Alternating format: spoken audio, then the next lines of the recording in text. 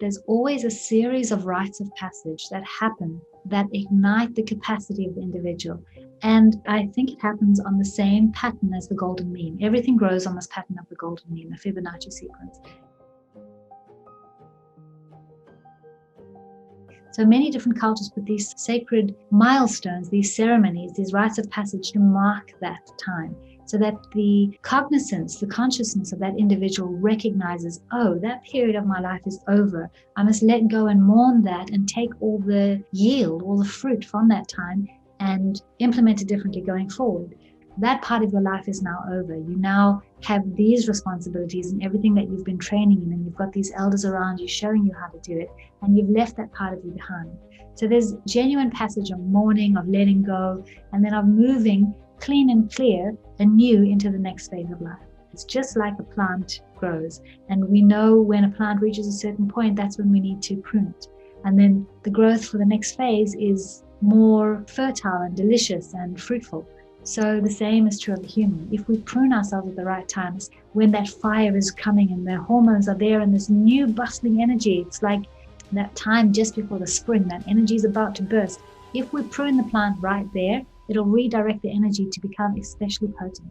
In a culture like ours, where we ignore that important rite of passage and that important time in a person's life, that fire energy, which could be really good medicine, has nowhere to go, and so it ferments and turns into anger or disobedience or all the things that we think teenagers naturally are.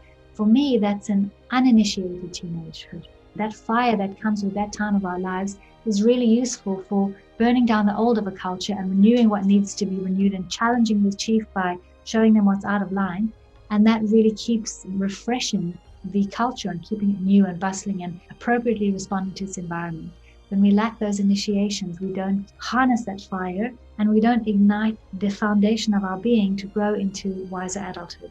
So if we don't ignite our leaders with that level of channeled fire in the right way and channeled wisdom in the right way and channeled responsibility, we've got people at the helm of our culture and our countries and our corporations who are uninitiated, which is why we find ourselves in the place we do right now. Initiated leaders would never treat the world the way our culture has treated it, because our culture has forgotten that we are one and the same with the world. And our culture in particular is going through a massive trauma of self-forgetting.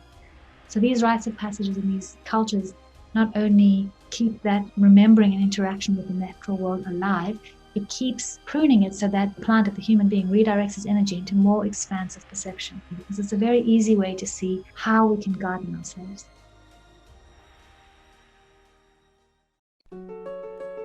Welcome to the Awakening Entrepreneur podcast.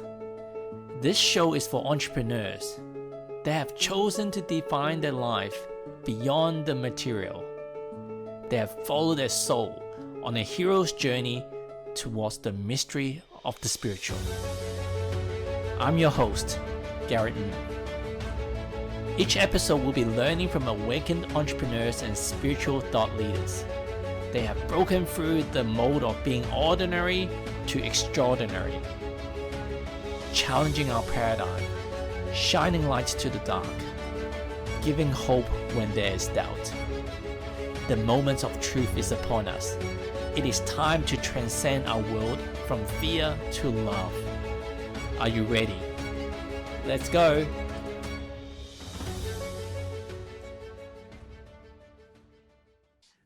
Welcome to this week's Awakening Entrepreneur podcast.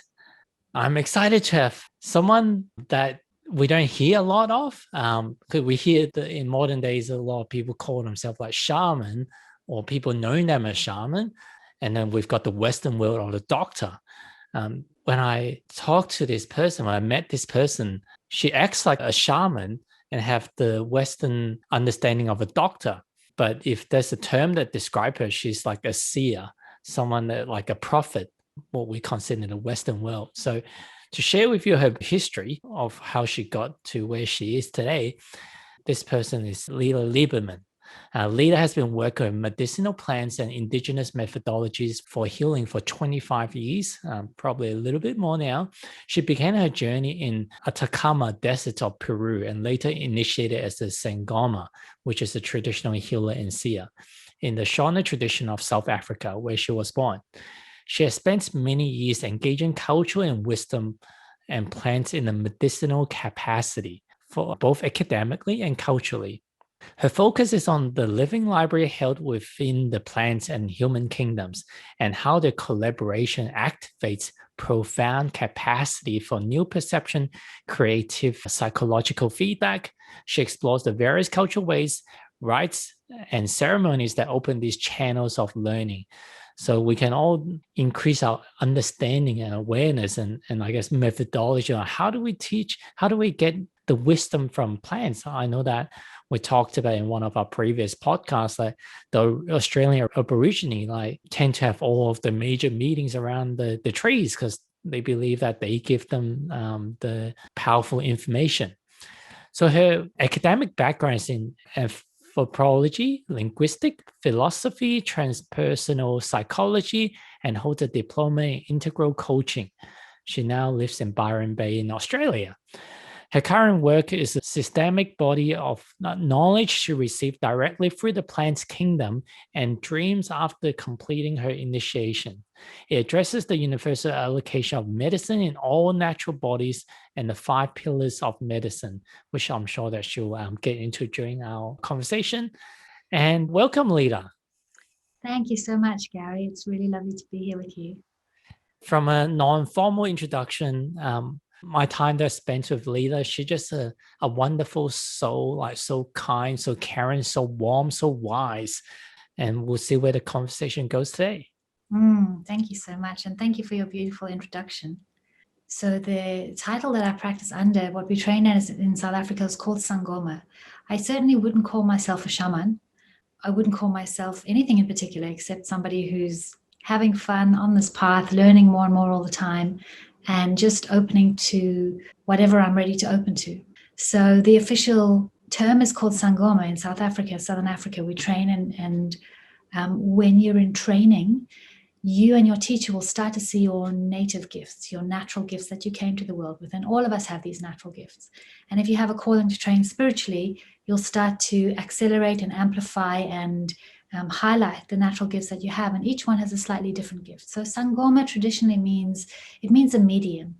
And traditionally in African practice, people will go into trance and get possessed. And then an ancestor who they've been working with is an ally or a gift, which means a being, a helping spirit that's not actually their blood relative, will align with them and possess them and read the realm of the beyond, the energetic field for them, and they'll translate. So often they don't remember anything afterwards. I was never going to do that. That's not the way my ancestors practiced, and it was not something that appealed to me. So I kind of veered off, but it was confirmed that that's not really my job. You also get something called nyanga, which means a herbalist. They're particularly good with herbs and speaking to the plants and knowing which combinations to make for formulae, for medicinal packages for patients. You get something called mluzi, which is where somebody will hear in their right ear a diagnosis. You get like a guiding spirit. So many of your listeners will have heard of Anthony Williams, who is the medical medium. He's a mluzi. He hears a voice in his right ear and it scans people for him and diagnoses for him. You get so many variations. You get something called iklicha, which is what you mentioned at the beginning. It translates to a prophet. But for non-indigenous culture, for Western culture, I use the word seer because in English, the word prophet has a lot of gravity. What it means for these traditions, for these practices, is someone who can read the field, who can get information from plants, water, dreams, any organic life without the need to go into trance, without the need to go possessed. So, for example, Iklicha can read a client without needing to throw an oracle. The information's just there in their mind. So those are the subtle differences between them, and I would be the latter. Well, what you just shared in just a few short minutes, it basically reveals that there's a very sophisticated body of knowledge and understanding around a lot of things that I guess most of us have no idea about. And it's not something that was just developed like overnight. This is like a wealth of information. You're just giving us one drop. Right. I mean, all our lineages go back to the beginning of time. It makes sense logically. If we think of where we came from, the blood that's flowing in our veins is the same blood that was there since the very first drop of blood. And it just transfers from vessel to vessel as we give birth. So we can really trace ourselves way back to the beginning of time, even to before we were human, to the animal kingdom and then the plant kingdom, amoeba, bacteria, fungi. It's all who we are. And even Rudolf Steiner, he said that human beings were the first beings to come to this planet, and yet the last ones to take physical form. Because first we became water, and then we became algae, and then we became plants, and then we became animals, and then we took this form of human to be the custodian, like the shepherd, not to have dominion over, but to know how to be the gardeners of, rather. So let me ask you, like what you just shared, especially like how we evolved, is something that I only learned recently through the work like the Law of One and different texts and people like yourself. When did you learn this and how did you learn it? Was there a teacher that was teaching to you when you were young, or was it just downloaded? There's an inner knowing that once you started waking up or remembering some of these information? I think the clearer our mind gets, the more obvious it is to see, because what I've just said to you is quite logical. And for any being who's slowly getting more and more empowered, we have every right to look back at where we came from. And it makes complete sense that that's how it would have unfolded. We can take it even into the energetics. We can explain it in another language. We can take it into the energetics of it and speak about it like the Tibetan Buddhist practitioners do or Chinese medicine do. We work with 5 elements. So the way they describe it is there's only 5 elements going on in the universe. That's all that's going on. It happens at a substantial level, at a subtle level, at an energetic level, at all the levels. There's only these 5 elements going on. So Tibetan Buddhism, for example, would speak about how the way we incarnate is we'll start from pure, empty, non-duality, pure awareness. We're just sitting in the home of what it is to be pure awareness. From that, awareness will become aware of itself. And with this reflection, it creates an undulation and a dimensionality, and that allows for some kind of echoing. And that gives rise to thought. That gives rise from the ether of awareness, gives rise to the thought in the realm of air. We call that the realm of air. And this movement then starts to create a bit of a warmth. So we call that the subtle element of fire. And because that heats things up, it creates more liquidity. And that creates what we call the element of water. And that's cooling as well. So it grounds things and makes it substantial, which we call the element of earth. And then you'll be born. That's how we enter into the womb. And then you'll be born, and we'll live through all of these elements all the time. At this moment, there's the level of substance and earth going on for us. There's the level of water and flow in our blood. There's the level of fire and warmth, of electricity, connectivity, inspiration. There's a level of air and concepts and inspiration. There's a level of pure awareness, non-form, that's hosting all of this. And then again, of course, at death, this is a beautiful explanation of death. It happens again in reverse. So first the earth stops, the body stops. Soon after that, the blood will come to a standstill, the liquid stops. Then the heat, the temperature drops, and all that's left is perception. So there's still a bit of subtle realm thinking that can happen. And as that cessates and softens, then we're back in pure awareness. Wow. Of course, that fits into a greater body of understanding of karma and reincarnation, but it's such a simple and intuitive way of knowing ourselves, coming to remember ourselves. So, Lila, can you give us a glimpse, if we weren't pursuing the same way of modality of learning, like through the, when I say Western way of education, I'm probably more referring to the industrialization, where everyone goes to school to learn like maths, English, science, and language, and whatever other subjects. Did you go through the same, or you went through like a different learning process? Or more so, like, I guess the question is, if we go by the traditional indigenous culture, or maybe not even indigenous, but some of the spiritual wisdom that we could get, and I wouldn't even say spiritual, like what you just said about air, water, fire, earth, and the ether, is like all encompassing. So it's not just like all spiritual or the spiritual or whatever else. So what would that look like? Is it done in a sit-down classroom? Is it done in a sit-down outside door setting? Or is it they just get you to meditate and then the information just comes through? Can you shine some lights on that? Sure. So what I'm sharing is a collection of knowledge that I've gathered just by being a curious and interested person. I'm interested in life. I'm interested in understanding. I'm interested in what it is to be human. So I've collected this by myself. My Western education was schooling system, just like everyone. And of course, even though we all go through this Western system, some of us, especially as kids, know we see other things, know we had this magical dream that's actually true, or we can see colors around people. We all come with these latent gifts, which are kind of like any muscle that's not exercised, it goes dormant. So if we're told, oh, don't worry about that, it's just a dream, or forget about that, it's just your imagination, we stop using those faculties because they're undervalued. Meanwhile, when we actually become a bit more awake and pay attention, we start to remember that imagination is the seat of all of creation. Everything that is manifest was first in imagination. This computer, this chair, this body, this clothing, everything started, it was seeded in the imagination. So the imagination is the hotbed of all creation.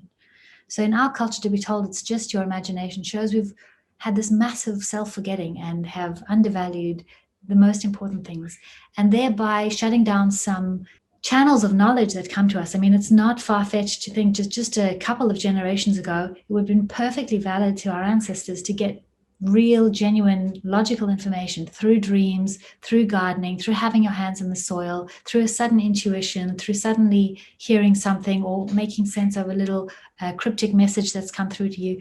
We had all these levels of epistemology, ways of coming to know things were open. And we've slowly in our culture, for whatever reason, have shut them down more and more. So all of these capacities I'm talking about are really native to us. All of us have the capacity to reopen these channels. They've always been there. How we learn in the initiation, and I guess any kind of spiritual practice, I'm sure many practitioners who've gone into any kind of energetic or spiritual practice will say that the learning is an unlearning. We start to unlearn everything that we've got, and then we come to remember and recognize this amazing vehicle and this interdimensional, intergalactic vehicle that we are, and that we're actually an antenna. And the cleaner we keep ourselves and the more we gather our capacity and our pose and our composure, the more knowledge we can hold. So that's where rites of passage come in. And I'll get to that soon. But I would like to address the model of Western education, because that seems to be, and this might sound cynical or skeptical, but that seems to be designed to shut down our interdimensional capacities, all of our perceptual facilities. It doesn't encourage all of them. And the Western model we've got now is called Model C schooling. And that's really based on the Prussian military model. So Prussia was a very small state that existed somewhere between old Russia and Germany, somewhere there. I'm not sure exactly the borders, but it was a tiny state and it had all these other states around. And it had to develop a very strong army because it was so small and had all these competitors around. So it developed this way of teaching people to get them really diligent and obliging and working in line with each other that was so impressive. It kept the Prussian state going for many, many generations. So impressive that the other cultures, other nations started to ask them, what model are you using that your whole culture works in symmetry, just works in one, almost like an army, impeccably. So they gave the principles that they use for the schooling, and that's since been implemented as a Model C schooling across all of Western culture. And they took the inspiration from how you break in a horse. And there's three main principles. First of all, you take the child away from its mother in daylight hours. You put it in an unstimulating environment so that the neurons don't entrain to, and we start to notice this the minute we go back into nature, our neurons start to naturally, unconsciously entrain to the wind, to the subtle movement of the leaves, to the calls of animals. Our neurons start to entrain and wind off in these very expansive ways when we're in our natural environment, because we are connected, we're plugged in a nervous and neuronal way to our environment. So putting a child in an unstimulating four-walled environment almost retards that capacity. And then the third principle is reward and punishment. So you get a tick and you get a cross. You did it well or you did it badly. You're a good girl or a bad boy. And so these three principles were implemented to, in the formative years, get people to be very diligent and obliging. And then they cut and paste this to a Western schooling model.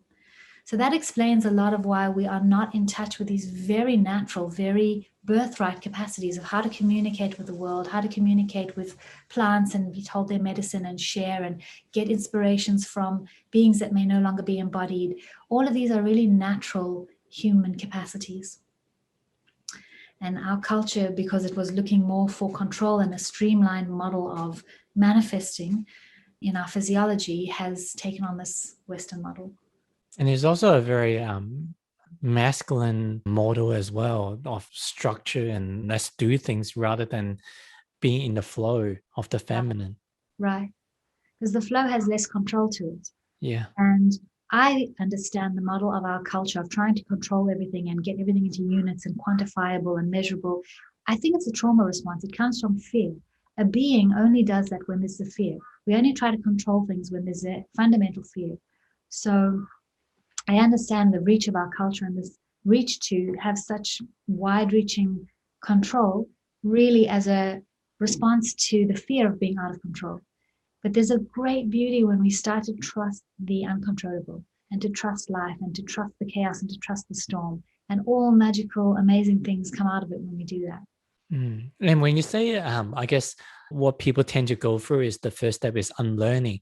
What are some of the things that I guess people need to unlearn from? Anything that we have interpreted as reality that's based on a belief system is what we need. It's almost like we need to weed our garden. Our being is a very fertile, the ground of our being is like a fertile soil of a garden, and the seeds that we put in it are the seeds that will grow.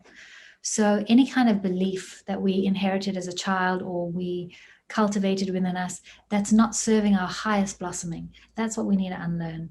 Even the way we learn is what we need to unlearn. We've been told that we need to learn in a rational way. We need to study. We need to regurgitate back. Somebody else knows. We don't know. The authority will tell us and gives us this information which is unquestioned. So we need to change how we're learning. It's much more important than changing what we're learning, how we're learning. Can we trust that we get as valid information from a dream as we do from a teacher, as we do from a book?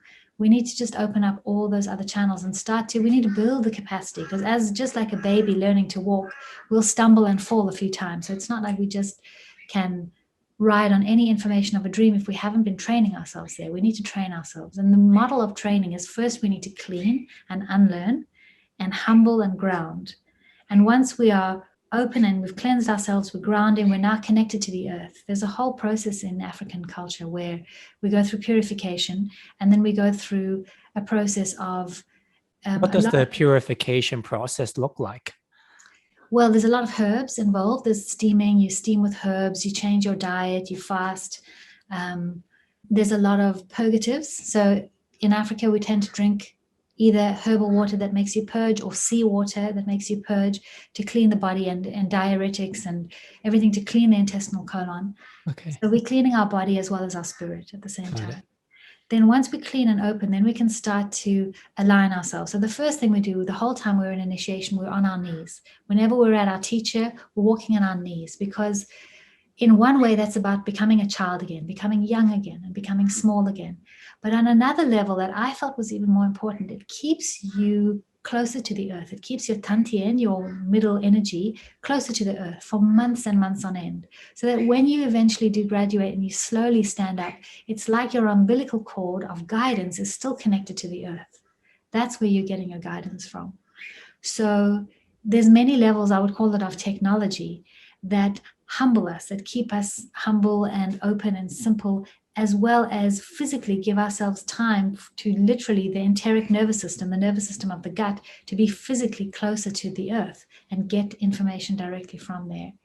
So that's a big part of the learning. And even humility, I would say, is like a wisdom technology. It's not just a charming or pleasing characteristics. It's the more humble a person is, the more open they are. And the more open they are, the more receptive they are. So the more clear channel of information they can be receiving. So it's not just because it's a charming quality and, everybody delights when they're around a very humble person. But what's going on there is that that person has an immense capacity, because they're not occupying that with ideas of themselves. They kind of let that be void and just notice, how clean can I get this internal antenna of my being to be? So that's my understanding of humility and openness and emptiness. It's like hollow bone medicine that they speak about in the Fair Isles in England.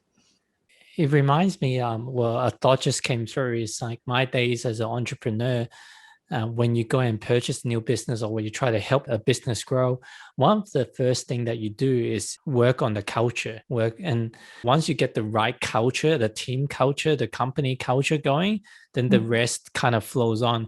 What you just described, it sounds like it's like internal. There's a certain culture, a culture of gratitude, of humility, of groundedness and appreciation for all. Once you have those foundational pillars of what is required to build the right culture, the right learning DNA, then that's kind of like the second step. The first step is to unlearn a lot of the stuff that we've learned, which is like the toxic culture that no longer serve us, not giving a label as toxic, but is no longer where we want to go. And the second step is to create the right culture within your body or within your energetic body, your physical body and everything else, and you purge the stuff out. And so what's the step after that? Sure. So just as you're talking, you could just as well be talking about the soil, like repairing Yeah. soil. First of all, you have to heal it and pull out all the toxins. You can do that with a number of things, mushrooms or hemp. You pull out all the toxins and then you reculture the soil so that the soil of your being and the soil of the earth is fertile. We always have to remember that as above, so below. So as we speak about gardening with initiation and with any kind of healthy culture and indigenous rite of passage, that's what we're doing. We're preparing the garden of our being to be fertile and to fruit well and nourish the world around it. So before we get into the rite of passage or what you're about to share, I guess just a caveat, like I haven't heard of the term rite of passage formally a few years ago. And so for 40 years, I've never heard of the term. And then I started hearing like vision quest and other similar terminologies. I guess for our audience sake, for the ones that haven't heard of it or may have heard of it, but don't truly know the original understanding of what is the vision quest, rite of passage, and some of these traditions. Can you share the light on that? Sure. So when I look at different cultures across many different traditions and countries and continents, what I notice is that there's always a series of rites of passage that happen that ignite the capacity of the individual. And for me, I think it happens on the same pattern as the golden mean. Everything grows on this pattern of the golden mean, the Fibonacci sequence. And when we look at those ages, it goes 1, 1, 3, 5, 8, 13, 21, 28. Sorry, not 28. We can start to see the pattern of where childhood kind of ends and where you're an older child, and then where puberty happens, and then when you move into adulthood. So many different cultures put these sacred milestones, these ceremonies, these rites of passage to mark that time so that the cognizance, the consciousness of that individual recognizes, oh, that period of my life is over. I must let go and mourn that and take all the yield, all the fruit from that time and implement it differently going forward. So, for example, puberty is a particularly important one, and boys and girls might go out in their separate groups into the wilderness and undergo a really trying rite of passage where they have to undergo physical hardship, hunt for themselves, build their own home. And another thing that they do is they take all their childhood possessions, things that represent their childhood, and they take them with them and they build their own little hut and they stay there for the week or 10 days or however long the process takes.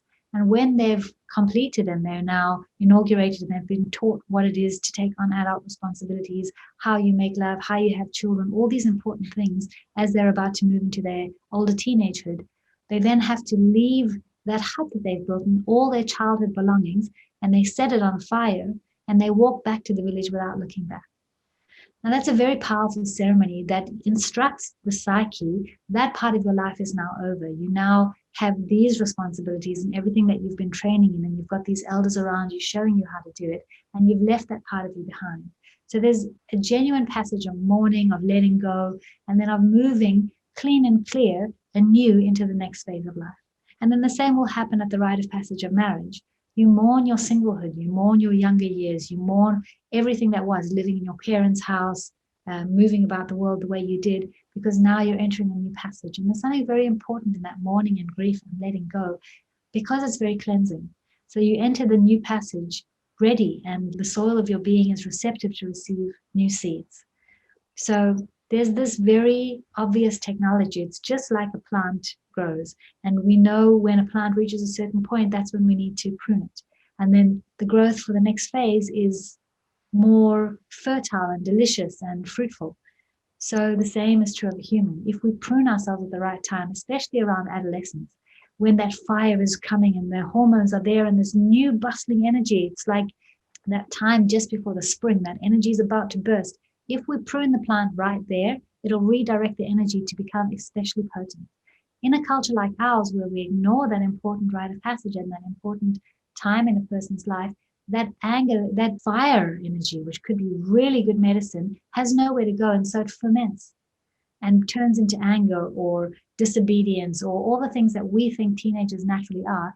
For me, that's an uninitiated teenagehood. It's not naturally teenager. That fire that comes with that time of our lives is really useful for burning down the old of a culture and renewing what needs to be renewed and challenging the chief by showing them what's out of line. And that really keeps refreshing the culture and keeping it new and bustling and appropriately responding to its environment. When we lack those initiations, we don't harness that fire and we don't ignite the foundation of our being to grow into wiser adulthood.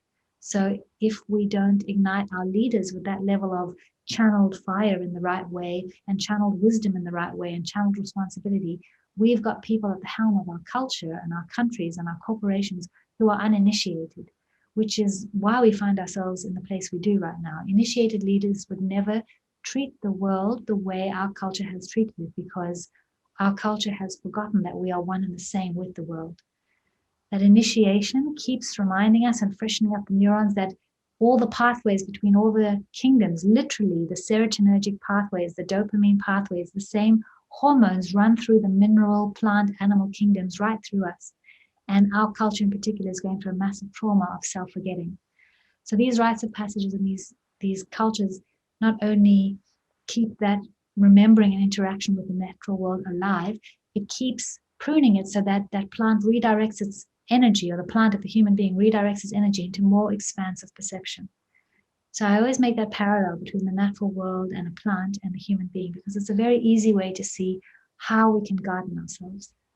Yeah, it reminds me of, I guess, maybe like kids being diagnosed with like ADHD, like because they basically are ready for more than just a classroom. Like what you said is unstimulated. They may have books and whatever device and stuff, learning device, but they're not stimulated by the natural environment. And so they're bored, they're itching to go out, and they're not paying attention, and yeah, and all these dramas. So how will we transition to that rite of passage in the what was, like you've talked about, like taking your toys and burning them as a hut is one of the ways. What were some other type of rite of passage ceremonies, and what are some that you can suggest that we could apply to modern day society? That's a beautiful question. And I think it really has to start with this conversation. It has to start with acknowledging what it is to be human. And just like everything in the natural world, it takes some tending to get us to our full potential. We can't just chuck a seed down in some dry soil and hope it will become a powerful tree. We have to tend it. We have to love it. We have to be interconnected with the different kingdoms and get nutrition from the mycelium and cross-pollinate with the animal kingdom. So it starts with these conversations, and a lot of people are already starting to have rites of passages for young boys and girls. I've seen it happening in Australia, in New Zealand, in Africa, where a group of older guys who've done a lot of self-work take a group of younger boys and they go camping for 4 days, and either they'll move through each of the elements per day and do activities and act it out, and there'll be fire circles at night sitting around and talking, and just the opportunity to be heard and to vocalize who and how you aspire to be. So that rite of passage at age 13, 14, 12, 13, 14 is really important, because it's the cusp between childhood and adulthood.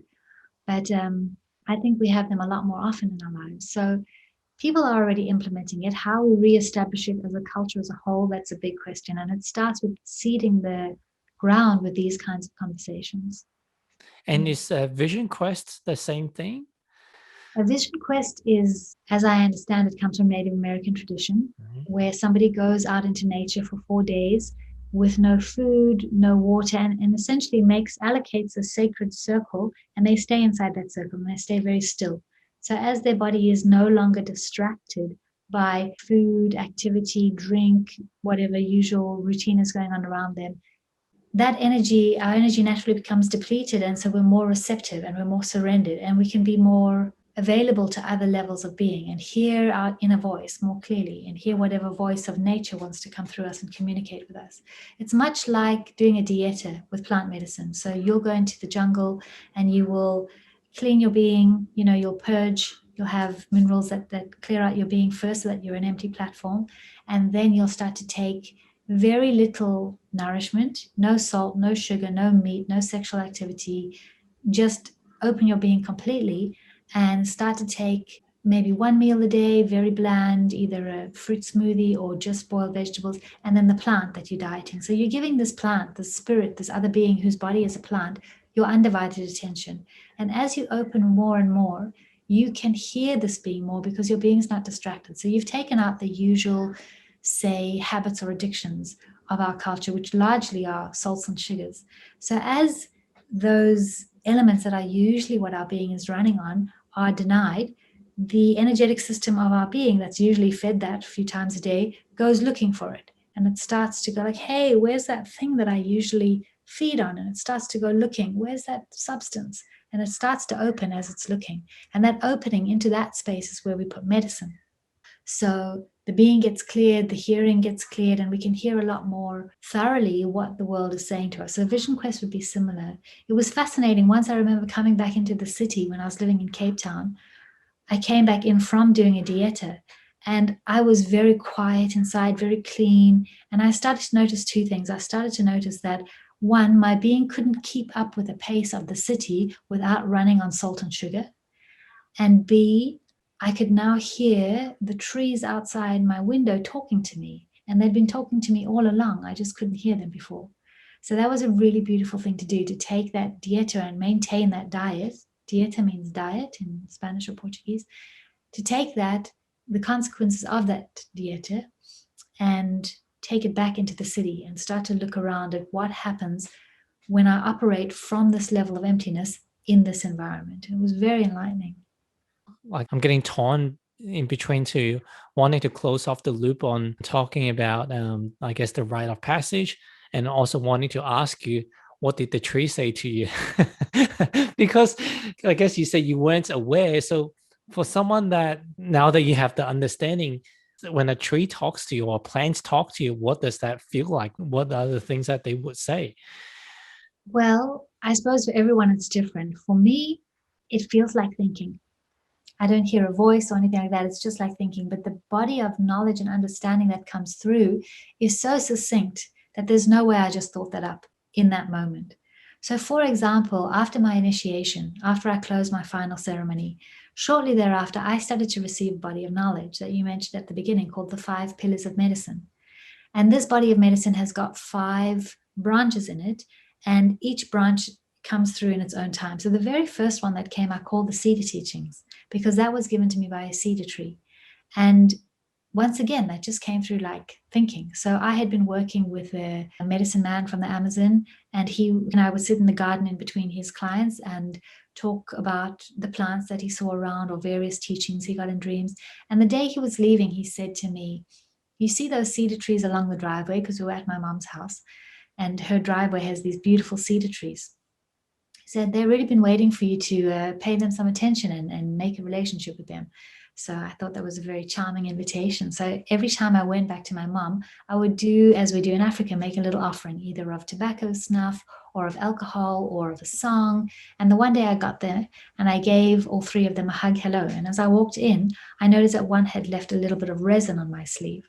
So I thought that's really interesting, because I know that the needles of this tree are a very powerful smudge. They're used to like clean, extremely powerful, almost like white sage on steroids. It's like it just cleans. Every plant has a different level that it works on, and it cleans at a very deep and thorough level. So I thought, I knew that the needles did something, but I never thought about what does a different part of the same plant do. So I took this resin outside and I put it on a little coal and waited for the heat to bubble and watched the smoke start coming up. And I'm smudging the trees and I'm smudging myself. And eventually the smoke hits me. I can smell it now. And it was so beautiful and feminine and ancient. But what struck me most of all was that there was the intent of the tree that was trying to establish a friendship with me. I could feel it in there. And in that instant, I received this very succinct teaching, which sounded as if I was thinking. But it came like this. It said, the spirit of a plant is in the sap. Medicine is in the bark. Power is in the leaves. Connectivity is in the roots. And love is in the fruit. And it went on to give me examples of different entheogenic plants, different medicinal plants, to show me how that's true. You see, mycelium is pure root, it's pure connectivity. We've modeled our internet completely on that. Say San Pedro and peyote, these indigenous plants, these cacti from the desert, they're pure cactus, so it's pure sap. So that would be pure spirit, very harmonizing, takes you back to your essence. Ayahuasca, I'm sure many of your listeners have heard of, is power spirit medicine because it's the bark and the leaf which holds the vision and the sap. Tea or chat or coca, all these plants that give us power, right? The powers in the leaves. Iboga, the plant from West Africa, is the root bark, and they use that to, besides in the indigenous context, to really empower and create a death and rebirth experience. They've extracted an alkaloid now because they notice that it stops opiate addiction. So you can see how root bark, which is connectivity medicine, reconnects you even when you've been disconnected with an addiction for however long. So I started to watch this teaching and I started to apply it in my diet. And even now, I knew I was going to be speaking to you, and I knew maybe someone listening is going to get good guidance from this. So I'm drinking licorice tea. Licorice is a root, but it's a sweet root. So I'm asking for sweet connectivity to the natural world to speak through me. So applying this in really simple, obvious ways in everything, in the medicines we take, in the food we eat, it's absolutely accurate. So that's how a plant will speak to me. It'll just give me this intuition, and it gives me like a stratum. And then as I apply it, more and more knowledge starts to build up on it. It's like I get the skeleton, and then life will provide the tissue and the blood and the skin as I go and as I apply it. So that's how it is for me. And it really is the birthright of every person to be able to connect with and talk to the world. Simple techniques like just holding a leaf in your thumb and forefinger, and just hold it there for a while and quiet your mind and, greet the plant, let it know who you are, let it know that you're there, and then just listen. Very simple techniques of opening connection with the plant world. It's very rewarding. Wow. So for people that want to learn more from you, do you have like courses? Do you have books? I do. Well, my book is in the process. My website is up any day now. And I do have a course that's actually starting in 12 days on the 28th. I've got a 5-week online course. And that's very doable because it's pre-recorded, so people can download the material and go through each pillar of medicine per week. So it's one pillar of medicine per week. So you get to hear what that's all about and embody it. There's also a bit of music that I send through to show the rhythm and the feeling and the density of that pillar. And then an email afterwards to guide the mind to reflect on that part of our life through that week. So for example, the first pillar of medicine links to the root. Like the cedar tree told me, the root is about the connectivity. And that would be the level of body, the level of earth, the level of grounded matter. And we look at life in a very grounded way thereafter for that week. Thereafter, we learn the second pillar of medicine. So from the root, once the root is completely nourished, it sends up this leaf where the power is, the courage to burst through the soil from the comfort zone into the new zone and expand and learn. So we learn all about that and what that element is in our life. So that's more the heart element, if the first pillar is the body element. And so it goes. The third element is the mind and fire. And it's very powerful because it can be applied in every facet of life. It explains the sacred order in which plants grow, the sacred order in which humans grow, the sacred order in which our life unfolds, the sacred order in which architecture builds a house or a civilization unfolds. And we can also see which of the pillars was manifested in an unhealthy way that gave rise to the culture manifesting like that. So it's really just the sacred underlying pattern of nature that we can apply over anything and start to see how it needs to be brought back into healthier alignment. And what I noticed in my initiation of how the intelligent order worked is that first, after you've said yes to the calling and you enter into initiation, there's a process of purification and cleansing, like I spoke about. And then there's the process of humbling, like I also spoke about. You're on your knees, you're close to the earth, you're like a child. Your teachers often make fun of you and laugh at you. And that's all just to loosen the grip on this idea of who I am and protecting and defending that. So there's a lot of humor in African culture and a lot of like needling and teasing, and that beautiful technology behind it to not take yourself so seriously allows us to grow even more easily. After that, after we've opened, purified, and humbled, we start to take plants, and these are not wildly psychoactive plants, these are just gentle plants that start to open the capacity to hear the ancestral voices and to hear and understand the dreams. So we've now humbled and opened ourselves, and now we start to link this umbilical cord with the energetic realms, the realms beyond. And these herbs help us to remember our dreams more clearly, help us to pick up where there's ancestral communication in a dream, because our ancestors are in a realm beyond. Like when we shed our body, we're in a realm beyond, but there'll still be the love and good intent for our family lineage going on there. And that will come through communication. And it takes them energy to come meet us and to communicate as much as it takes our energy to open to the listening. So we really want to value that meeting and make value of it every time that we receive knowledge from them. And these plants help to open that channel so that the connection is easier. Thereafter, we start to connect with our ancestors and the plant world and the animal kingdom and start to communicate with them on a different level. And we start to notice that we are one with the whole world. We are everything. So everything we do after that, our intention is now aligned for the highest good of all beings, because as we care for the world, we care for ourselves. So now your intention is in the right place. You see everything as yourself, and yourself is everything, and you act in a good way as a result. You act out of love and care as a result. So then the intention is aligned in this good way, and only at that point is it wise to start adding the power practices. So for the beginning, when we're cleansing and we're humbling and we're opening and we're connecting to our ancestral wisdom, we're using the white plants, white roots, white flowers, white leaves. These are all to clean us and open us to spirit. Once our intention is linked and our understanding that one is everything and everything is one, we're now in a safe position to start gaining power, because we'll use it in a good way. And here we start to use more red plants, red bark, red roots, red flowers. They start to give us power. And now we can start to affect things in the outer world now that our intention is in a good place. So with that, we start to exercise our power, our energetic or spiritual power more. Thereafter, we'll start to open our seeing so that when a client comes to us, we can see what needs balancing, and we have the tools to help them bring that into alignment with plants or with ceremony or however we're trained. And then the final part is to close, is to seal us. We want to keep, like any seed, the husk well. So that keeps the fertile energy and full of, codes and wisdom information inside, and it's sealed and protected. So the technology is to open the being like that, open, purify, humble ground, awaken to the connectivity with all beings, only then get the power and the capacity to see, and then we seal it, because protection is always important. So then you walk and then you open your capacity and you're seeing in an appropriate environment with the client, and then you seal again.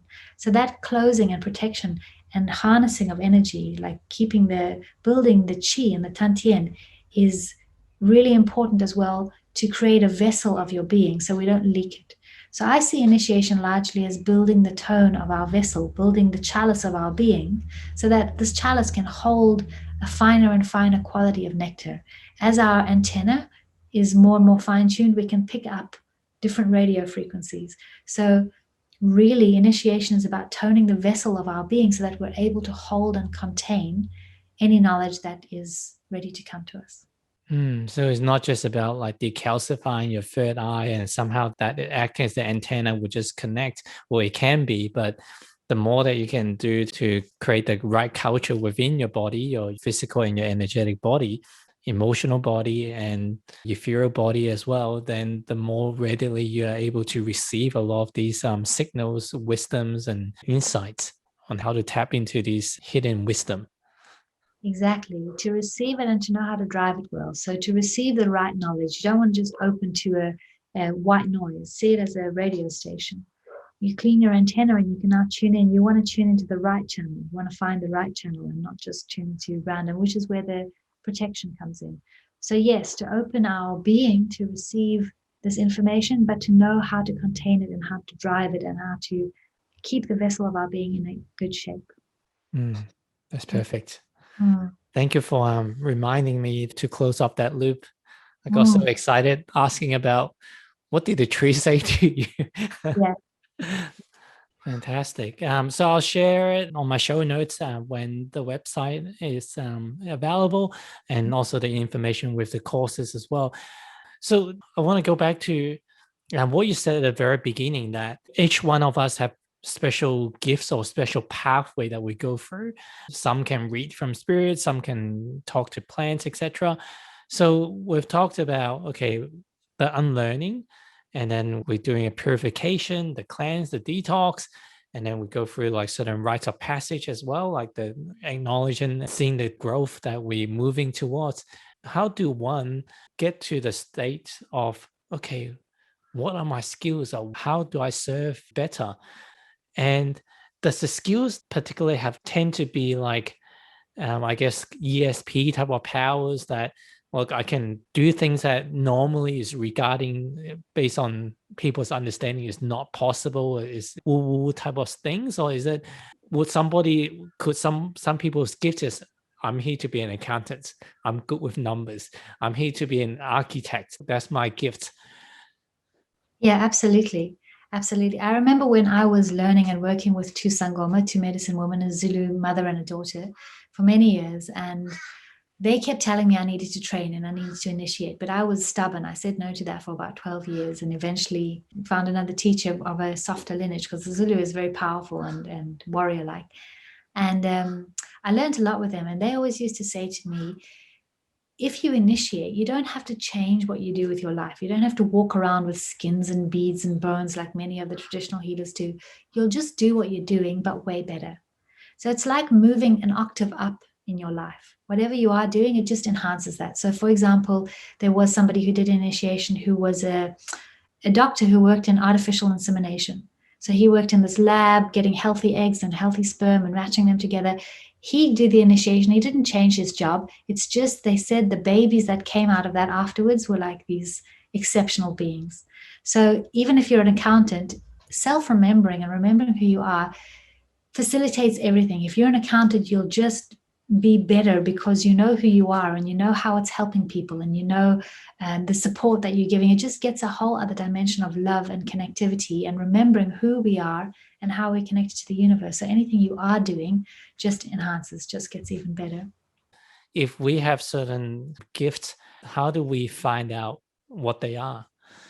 I guess many of us intuitively know because that's what we want to do. That's what we would be doing if we didn't have other distractions and pressures. It's what excites us. That's a good question. Like if we don't have other commitments that we have to do, or based on our belief system that we think that we have to do, like I often ask the question, if you have like $1 billion, you're the richest person on the world. So what do you do? Some people say, I'll invest the money. You're already the richest. Why do you want more money? Okay. Then they start to think, okay, what am I going to do if I have all the time in the world? What do I want to do each day? Like, what am I? Because you're going to buy your toys of your car, your houses and whatever for only a short period of your time until you get bored and you want to start to stretch your muscles on why you're here. Yeah, absolutely. So start to watch what it is that you love and start to watch what it is that really fires you up. Like instead of thinking in a collective way and collecting ideas, maybe I should do that, maybe I should do that, just forget all of that and just observe yourself. So you notice something on the news and you get really fired up. Why? Because that particular issue means something to you. That one, not so much, but somebody else get really fired up about that. So start to notice what naturally ignites you and you will land up having a gift there. It's about self-observation. Yeah. So for us to connect with the plants and getting wisdom from the plants, what are some of the advice that you can offer? Well, it's largely about recognizing that as a receptacle, as an antenna, we need to clean ourselves. So what are the things that help you feel more open and receptive to the world? So of course, diet helps a lot and exercise helps a lot because it gets things moving. And then of course, it's the will, it's the desire, and it's the humble connection with that being, with that plant, whatever you want to connect with. So all beings, whether they're human or not, really want the same thing. They all want to be respected and loved. They want to be appreciated and loved. We all do. So in the same way that if I was coming to you and I'd heard that you were really intelligent, really wise, and I wanted to get some knowledge or bounce something off you or just enjoy your company, I would come, I would shower, I would dress in clean clothes, I would bring you some gift, maybe a flower or a chocolate or something precious, and really show you like I really appreciate and honor your time. And because of that, I'm going to get a certain quality of response from you. Because you're feeling appreciated, I'm going to get a certain caliber of quality from you. Very different to if I just knocked on your door unannounced, walked in, helped myself to the fridge, left a mess, and like, hey, Gary, whatever. I'm going to get a very different quality of energy from you. So it's the same with a plant. If we want to get to know a plant, the same. We set aside a time. It's not just happenstance. We set aside a time and we have that plant with us. It's either in the garden or we have it dried, in whatever form that we have it. And we just light a candle and get ourselves prepared, undivided attention, and we introduce ourselves and we greet this plant and we say, for example, tobacco. Tobacco is a master plant and it's been used by indigenous cultures all over the world as a protector plant, as a healer, as a guide, as a diplomat. Tobacco is known to be that which protects you and gives you courage, but also communicates your intention very clearly to other species, to other beings. So Native Americans would often, when they have their meetings, their peace meetings, when there was a big when there was something of significance that needed to be resolved, they would sit with the peace pipe, the tobacco pipe. So only after you've had some tobacco, and not all tobacco is to be inhaled, only after you've had some tobacco in whatever form that looks like. Many shamans just pull it into the mouth and then push it out again with the prayers. That brings good conduct, and it brings an elegant way of sharing, and it brings the heart into grounded warriorship so that we can now meet in a diplomatic, open, tolerant, respectful, and firm way. And then they would have their meetings, the elders, like this. So, for example, if you want to get to know tobacco more, go with respect. Prepare yourself, take a shower, dress nicely, have it on your altar or wherever it is growing in your garden, and light a candle and you speak and you introduce yourself and you say, I've heard so much about you. I understand you're a wisdom plant. I'd really love to know anything that you have to tell me or anything that I'm ready to know. Or can you help me? Show me how to get ready to know you better. And just open a genuine conversation, but one with great respect. And we'll start to notice that it will start to talk back to us in very curious ways. The way the plant communicates is the way the plant kingdom communicates is very interesting. It's never by rote. Every single time it's different for me. It'll come in a dream. It'll come in an intuition. It'll come in some kind of humorous way. The plant is making some knowledge obvious. So it's very, very intelligent kingdom, and it speaks to us in these ways that pulls us into our own intelligence. And the tobacco you're talking about is different to the cigarettes that you buy from a normal on the street, right? Yeah, of course. Well, that's been adulterated, that's got a lot of chemicals in it. And it's like when the colonists came, they saw what the power plant was, especially in Native America, the power plant that was being used. So they inverted that, so to cut them off from a source of power and from the proper use of this plant. So that particular plant is Nicotiana tabacum, and that's been adulterized into cigarettes where it's more chemical than tobacco to keep it alight and to keep people addicted. And tobacco itself is not like that. It's a simple leaf and it doesn't have those same properties. There's also many different types of tobacco. So Nicotiana tabacum is the one kind, and that's the one we smoke in our culture. That's the one that's sold in all the shops. There's Nicotiana rustica, which is the sacred tobacco that they use in South America and in Indonesia and many other places I'm sure I'm not even aware of. But that's a different kind of tobacco, and it's deeper and richer, and it's used for a certain kind of prayer, for cleansing, for pulling out infections out of wounds. You can make poultices with it. Some people even do enemas with it to clear and clean the colon and disinfect. People do neti pots to clear the nasal passage. This one in particular is not for inhaling. You pull the smoke into your mouth because tobacco is said it's such an intelligent plant and can read us on so many levels that even the prayers that we're not aware of, it can pick up our unconscious prayers like Braille. And then we send that up to the spirit kingdom with the smoke. The ash, of course, is as important. So the acidity of smoke carries our prayers up to the upper world, but the alkalinity of the ash takes it down to the underworld. So we want to be sure that we're acknowledging all the products of this plant at once. And I was working with a Lakota man once, and he was speaking about the different kinds of tobacco and how the different kinds are used for different ceremonies. So there's one kind that's used before the buffalo hunt to call the buffalo and let them know there'll be a hunt, and to ask for the ones who are going to set aside their being to do so. Another kind is to bring peace. Another kind is to bring strength and blessing. Another kind is to bring healing. And of course, they'll mix them sometimes. And I often notice in wisdom cultures, the use of tobacco, the leaf, which is where the power lives, is combined with the bark. So for example, in Native American tradition, they'll use red or white willow bark in combination with the tobacco as an offering plant or as a medicine plant. And a lot of people have heard of rape, which comes from the South American tribes, where they've taken the ash of tobacco, Nicotiana rustica, and they've blended it with the ash of, sorry, not the ash, they've ground up the Nicotiana tobacco and they've mixed it with the ash of barks of certain trees. And the understanding is that the bark, where the medicine lives, where the boundary lives, because the bark is always the outer rung of the plant, combined with the power, prevents addiction. So just the leaf by itself, the power is very addictive. But if you put it with the bark, with the boundary, the edge, the preventative, the soil, the skin of the plant, that withholds addiction and that allows the being to stand strong as they're partaking in this power. So forgive my ignorance since I've never smoked cigarette my whole life. What you just described, the tobacco is so powerful in so many ways. What are the benefits of adding chemicals to something that's already so good in its natural form? Well, there's no benefits. It's just addictive. The benefits are that it takes a very powerful medicine and it adulterizes it and hides it in plain sight. So people don't actually realize that they have this ally in tobacco. People will smoke it unconsciously because they'll be feeling anxiety or a nervousness, and without realizing it consciously, that tobacco grounds us and gives us courage and gives us strength. That we take this plant unconsciously receiving those gifts. But when you use it consciously in that way, it's way more powerful, and it's a huge wisdom plant. You know, I've done a diet with it once, just with the smoke, and another time where you drink it. When you drink it, it's a purgative and it cleans your body.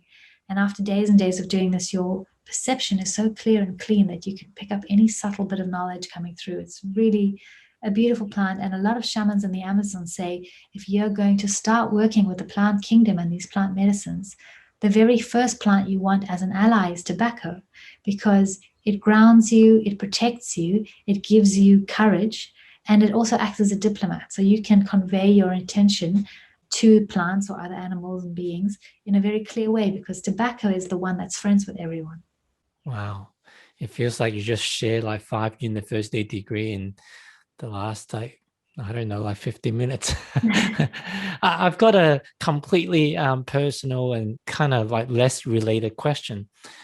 When I'm working with plants, especially in getting into a slightly altered state of consciousness, well, quite a few times to me, especially if I'm cold, which tends to happen for whatever the reason, I don't feel like wearing more clothes, but I feel like putting blankets on me.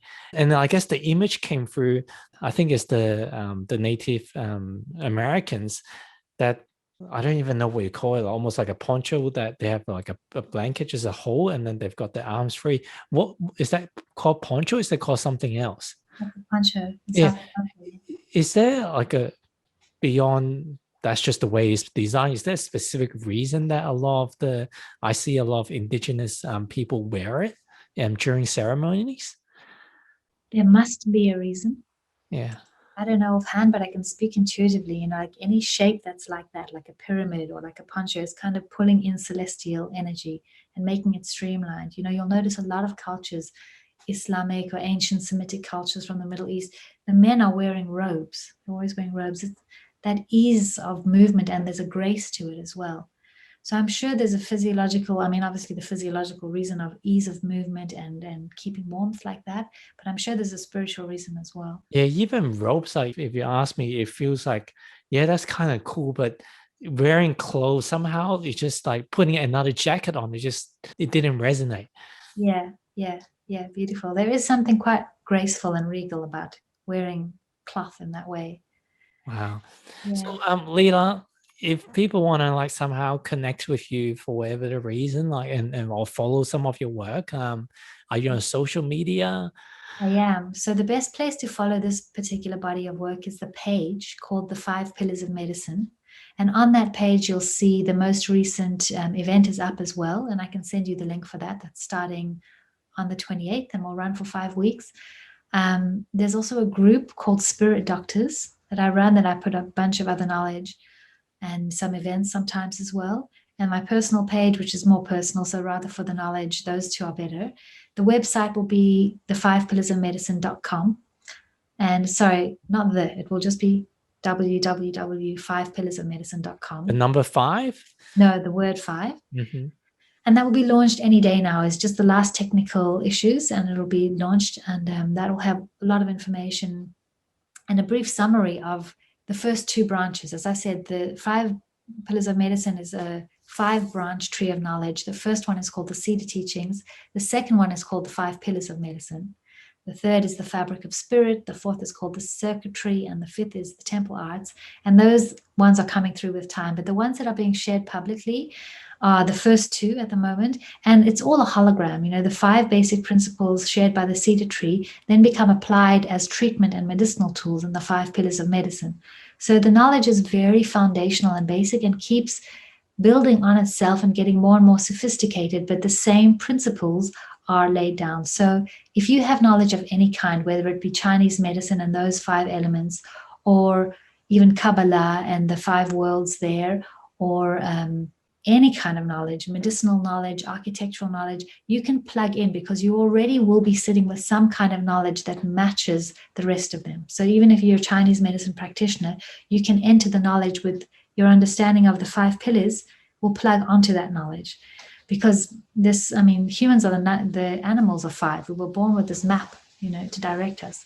So we have these 5 basic governing principles that run through us. And the minute we recognize them and how they're functioning in the universe and in our lives, we can more easily see the underlying pattern of reality and then more powerfully ride it, and also understand where we are in a situation and thereby surrender to it. Because, for example, challenging times we tend to resist, but when we see its place in the natural unfolding of things and its purpose, that it builds the immune system of the being energetically and physiologically, we start to appreciate that challenge and ride it more gracefully, which will then lead to the next layer, which is the fruiting of our being.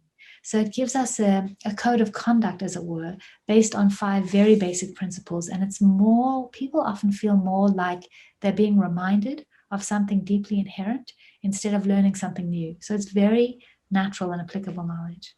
So for now, the 5 Pillars of Medicine page on Facebook, the very first post will hold the details of the Cedar Teachings and the 5 Pillars.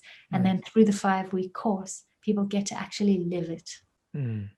Okay, I'm going to finish up with 3 final questions. These are more macro questions on how someone that have a lot, based on your perspective, how you see life. So the first question is, what is life about? Well, life for me is about self-remembering at this stage of our culture.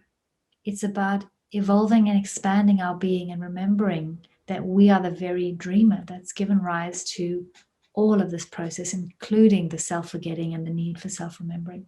So essentially, it's about refining our perception more and more so that we can see through the veils of reality, the true nature of who we are. It's a classroom. It's a classroom where we are both the teacher and the student. Yeah, great. That is kind of connected to my second question, like, what is awakening or spiritual awakening?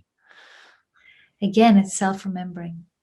I think people often speak about enlightenment as if it's some far-off spiritual goal, but I see enlightenment as the bedrock of our being. So we're in an enlightened state when we're in the native home space of our being, without all the distractions and the attachment to an idea of who we think we are, that we have to protect and we have to assert. Without all of that bedrock consciousness, that's enlightenment. So awakening really is just refining our awareness to remember that. And then it's maintenance. How do you maintain the body and the mind and the spirit to be in all circumstances and remember that, even when you're in the most challenging circumstance, or when it's easy when you're in a very unchallenging environment. But how do we navigate with that knowledge and that self-remembering in any circumstance? So it's about becoming really nimble with that knowing. And I guess the last question is, where do you see the state of the world is at right now, and / state of consciousness? And what is the best way to approach this current situation of where the world is at? Yes, well, we are at a very interesting period, and it's a deep challenge period. I feel like we are in a birth canal, and it's been coming for a long time, the contractions. We've been feeling that on the planet, but now it's like the birth is really on. And birth is a messy, painful, bloody affair. And that seems to be what's going on now. We're being squeezed through this birth canal. And the conduct with which we ride it, the grace with which we ride it, will give rise to the consciousness we fruit at the end of it. So really the best way I find for me to ride these times is to tend my own inner signature, my own inner signal. So keeping that clear and high, and keeping the seeing high, and keep tending the nervous system, because there's a lot of anxiety, depression, there's a lot of compassion and empathy going on at the same time. So we have to have compassion for that it's a time where there's a lot of fear and there's a lot of anxiety, and we have to take care of our own system. And empathically, then that feeds into balancing and taking care of the nervous system of the planet as a whole. But it's a very powerful, challenging time that's been prophesized for so long. And even though it feels very threatening and feels very like a stranglehold and like a grip, the conduct and the grace with which we move through it will determine how we come out of it, which is not to say push all your emotions down and just pretend to be stoic and graceful. It's to bring all of those uncomfortable, hard emotions to the table and compassionately, consciously tend to them, loving the whole of what it is to be human, and taking full responsibility, which is different from blame, full responsibility for that we got here. We are consciousness evolving, and we are here now. And just leveling with that and allowing it to be there, and letting that seed a wisdom that can then inform us, because we know that we're coming into a new world and we want to lay the seeds and foundation well for that. But right now, we're in the challenging, bloody, difficult, painful birth process just before that new world.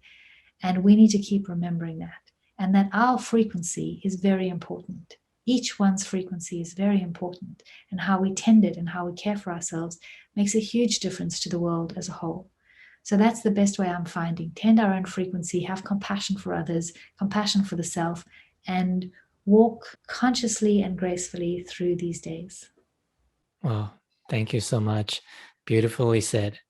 Lila, I appreciate you, and thank you for your generous time, and love pulling all these insights from you, which otherwise I could be searching for Google for 2.5 years and still wouldn't find out most of the information you shared. So it's greatly appreciated. I look forward to seeing more of your courses and your books. And for the listeners, go and check out the websites. There's all the information is going to be on the show notes. And if you haven't subscribed to the channel and you feel resonance to it, like click subscribe and like and comment, and love to connect with you. So thank you again, Lila. Wonderful. It's beautiful to be with you. Thank you, Gary.